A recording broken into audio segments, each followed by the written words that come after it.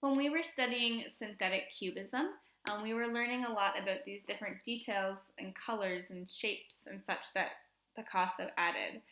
So what I've included as part of mine, you can see I have some different blue sections.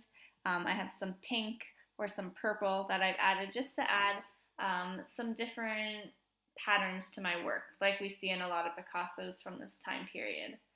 So in this, I'm going to show you how exactly you do that drawing. So what you're going to do, if you start on the top layer, because remember the top part is the closest to you, you're going to go layer, new layer. So now I'm on layer 19, which is the top one. This will allow you to have a fresh layer with the drawing. Now for this, I'm going to add some details beside the blue, so that way it's a little highlighted. Now, when you do this, you could draw directly on with the pencil tool. You could draw directly on with the brush tool. All right, but for me, I want to be exact because I want to do this well.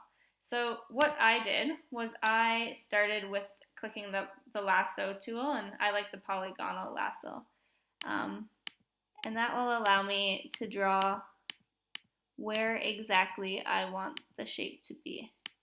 So I want to do a nice little orange line beside my blue line. So you can see I've outlined exactly where I want it to go. And then I click the brush tool. And when you click the brush, you can choose what size. You can choose if you want it to be soft on the edges or if you want a solid firm edge. All right, and then here is where you can choose the color. You can see you can choose lots of different colors around. Once you have the color, you can choose a range of tones in here. But for me, I want to choose colors from my image because I want a little bit of a theme. So I want to add some orange to it. So if I click on the orange tone I have here, and I can get it a little bit darker here, then that will get the color I want. And I can see that here.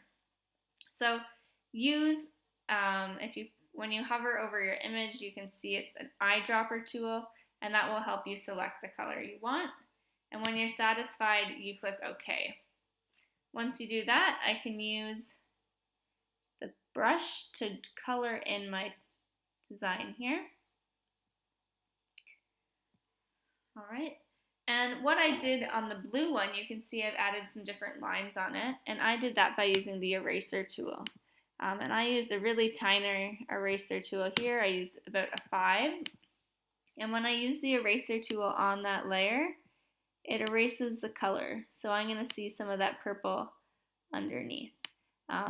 These are just smaller details that I'm adding, and it's up to you how you do that.